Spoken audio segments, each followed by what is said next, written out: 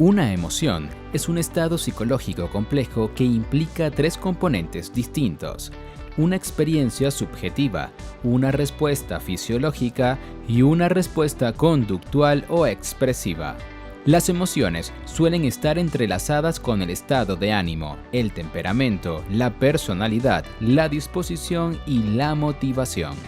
Los tipos de emociones básicas presentes en el ser humano son el miedo, la ira, el asco, la tristeza, la sorpresa y la alegría. Las emociones son experiencias conscientes relativamente breves, caracterizadas por una actividad mental intensa y un alto grado de placer o displacer. Por ejemplo, al tener alegría, se tiene una experiencia mental intensa y placer. Una emoción se puede definir como una vivencia de tipo afectivo que es breve pero intensa y que da lugar a cambios en varios componentes del organismo que están interconectados. Ocurren ante sucesos que poseen importancias para la persona y funcionan como respuesta adaptativa. Esta respuesta tiene un desarrollo temporal caracterizado por un comienzo, culminación y finalización. De esta forma, se asocia con un cambio en la actividad del sistema nervioso autónomo. Parece ser que las emociones constituyen un impulso para actuar y pueden ser observadas y medidas: expresión facial, gestos, activación corporal. ¿Para qué sirven las emociones? Las emociones tienen como función perpetuar la especie y regular el equilibrio del organismo. Forman parte de los mecanismos de supervivencia y bienestar del individuo, ya que facilitan su relación con otros, señala el peligro, nos facilita pedir ayuda a los demás, etc. Existen 5 elementos cruciales de la emoción. La experiencia emocional requiere que todos estos procesos se coordinen y sincronicen durante un corto periodo de tiempo, impulsados por procesos de evaluación. Los elementos son: evaluación cognitiva, evaluación de eventos y objetos. Por ejemplo, a una niña le regalan un cachorro y piensa, evalúa, que es muy bonito.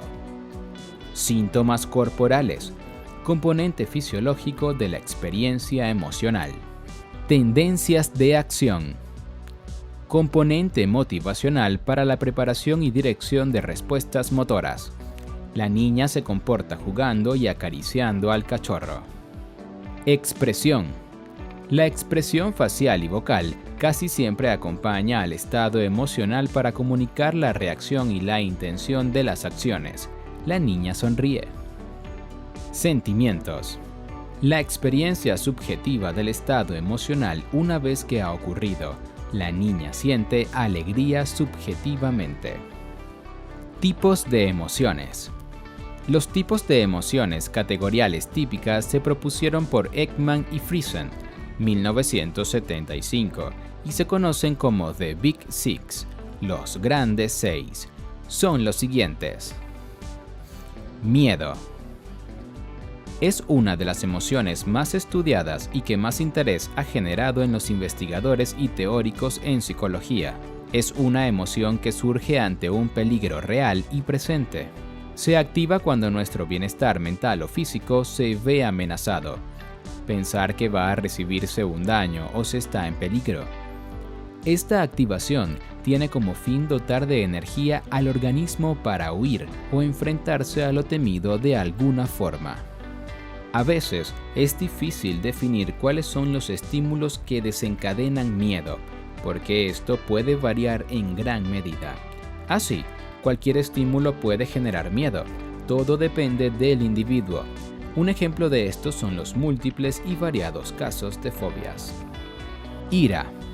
Estado afectivo de frustración, indignación, rabia, furia, cólera, que surge por sentirse ofendidos por otras personas o cuando dañan a otros que son importantes para nosotros. La reacción de ira es más intensa cuando más gratuito e injustificado sea el daño, provocando sentimientos temporales de odio y venganza. Los desencadenantes más típicos es sentir que nos han traicionado o engañado, o que no obtenemos una meta deseada que veíamos muy cerca. No obstante, puede surgir por casi cualquier estímulo. Sus funciones son sociales, de autoprotección y de autorregulación. Existen técnicas para controlar la ira y la agresividad. Asco. Se experimenta como una tensión que tiene el objetivo de evitar, huir o rechazar un objeto o estímulo determinado que produce repugnancia. En cuanto a la parte fisiológica, produce una respuesta parecida a las náuseas. Proviene de la investigación de la ingesta de alimentos en malas condiciones o de situaciones insalubres, como mecanismo de supervivencia, ya que esto podría poner en peligro la salud del individuo. Tristeza. Es una emoción negativa, donde el individuo lleva a cabo un proceso de valoración sobre algo que le ha sucedido. Concretamente, se suele desencadenar por la pérdida o fracaso, real o que se concibe como probable, de algo importante para la persona. Esta pérdida puede ser permanente o bien temporal, y también puede experimentarse si otra persona importante para nosotros se siente mal. Algo que destaca en la tristeza es que puede reflejarse en el presente a través de los recuerdos del pasado y la anticipación de un futuro. La tristeza sirve en las relaciones sociales como demanda de atención o ayuda para ser apoyado. Sorpresa. Es una emoción neutra, ni positiva ni negativa.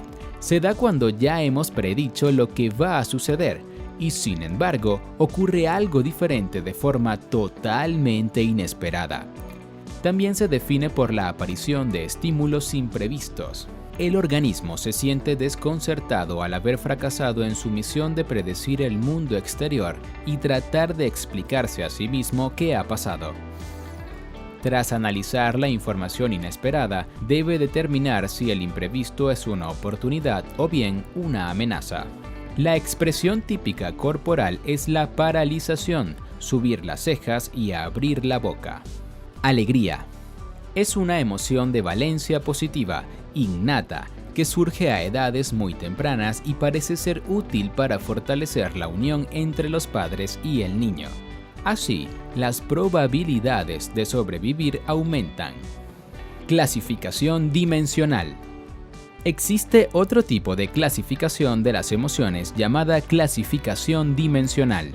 Esta clasificación se basa en la idea de que existe un espacio emocional que posee cierto número de dimensiones, generalmente bipolares, 2 dimensiones, donde pueden organizarse todas las experiencias afectivas que existen. Las 2 dimensiones bipolares básicas de esta clasificación son la valencia afectiva y la intensidad. La primera se refiere a placer versus displacer y la segunda al nivel de activación o arousal, siendo los extremos alta activación versus baja activación. Por ejemplo, una persona puede sentir mucha alegría, valencia afectiva positiva y de alta intensidad. Existe así un punto crítico en el que, según se esté por encima o por debajo, la experiencia afectiva se clasifica en un polo u otro. Otro ejemplo. La emoción de estar asustado puede clasificarse como de alta activación y displacer, mientras que estar relajado encaja con baja activación y placer. Por otro lado, la sorpresa sería de alta activación, pero de valencia afectiva neutra. Clasificación básicas complejas. Finalmente, hay otra forma de clasificar nuestras emociones: emociones básicas o simples y emociones complejas o secundarias. Emociones primarias o básicas, simples. Son emociones discretas que ocasionan patrones de respuestas exclusivos para cada estado emocional ante situaciones o estímulos determinados.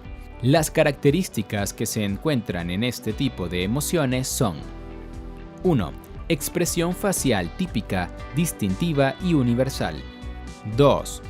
Una fisiología o activación del organismo que es también distintiva. 3. Proceso automático de valoración cognitiva de esa emoción. 4. Hay eventos o estímulos que generan la emoción que son universales. 5. Se dan en distintas especies de primates.